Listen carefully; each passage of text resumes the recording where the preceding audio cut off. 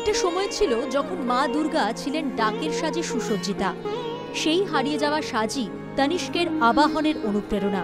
শুধুমাত্র শিল্প নয়, বাঙালির হৃদয়ে থাকা পরম্পরা।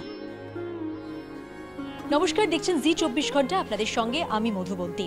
এই মুহূর্তে আমি তনিষ্কে দাঁড়িয়ে রয়েছি। আপনারা জানেন দুর্গাপুজো উপলক্ষে ডাকের সাজের থিমে তনিষ্ক তাদের কালেকশন আবাহন লঞ্চ করেছে। এই কালেকশনের যিনি স্রষ্টা ডিজাইনার অরুণাভ চক্রবর্তীকে আমরা পেয়ে গেছি। আমরা জানবো তার কাছ থেকে এই কালেকশন কি ভাবনায় তিনি তুলে ধরেছেন গয়নার মাধ্যমে। আমি ছোটবেলা থেকেই আমার দুর্গা ঠাকুর আমার খুব ভক্ত। এটা আমার গ্র্যান্ডমাদার থেকে যে পরম্পরা চলে আসছে টিল দ্য গ্র্যান্ড ডটার্স। ডাকের সাজের আমাদের আরেকটা ভাবনা যে ডাকের সাজের যে ট্রেডিশন, যারা ডাকের সাজ করেন ওনাদের ফ্যামিলি আস্তে আস্তে লুপ্ত হয়ে যাচ্ছে।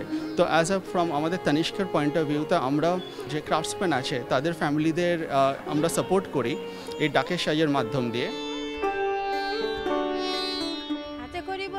সেমন কিছু না, আমার বাবার কাছ থেকে প্রচুর কঠিনভাবে এই লড়াইটা আমাকে করতে হয়েছে।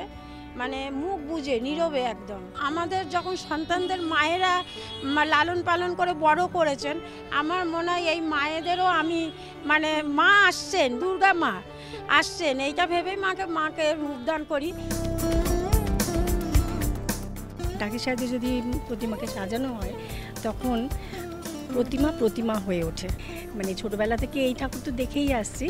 আর হ্যাঁ, মনে পড়ে তখন বন্ধুদের সঙ্গে আসতাম। তনিষ্কের এই উদ্যোগকে অভিনন্দন জানাই।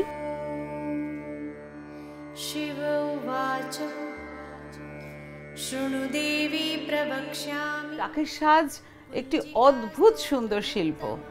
ডাকের সাজকে গয়নায় রূপান্তরিত করা অসাধারণ। আমার তো শুনেই খুব ভালো লাগছে। গোলাপ পাতা ফিল করতে পারবেন, ওটাকে টাচ করতে পারবেন ডাকের সাজে যদি কাজ থাকে। তো সেই রকমই ফিলিংটা আমরা এই জুয়েলারি কালেকশনে আনার চেষ্টা করেছি, উইচ ইজ বাংলার যে কালচারটা, ঐতিহ্যটা, সেটাকে এগিয়ে নিয়ে যাওয়ার জন্য। जो डाकेर साज का जो ज्वेलरी है, जो विच अडॉर्न्स माँ दुर्गा, द आइडल ऑफ माँ Durga, you can't get a more blessed inspiration than that. এক কথায় বলতে গেলে আউট অফ দ্য ওয়ার্ল্ড। বাঙালিয়ানা আছে তো এর মধ্যে, ফলে এই যে সাবেকিয়ানা বাঙালিয়ানা সব কিছু মিলিয়ে আমার একটা অদ্ভুত ফিলিং, সেটা আমি ঠিক ভাষায় বলে বোঝাতে পারছি না। তনিষ্ক আবাহন, ডাকের সাজের স্মৃতিকথা। সেই সব মহিলাদের উদ্দেশ্যে নিবেদিত যারা বাংলার হারিয়ে যাওয়া শিল্প সংস্কৃতিকে পুনরুদ্ধারের চেষ্টা করে চলেছেন প্রতিনিয়ত।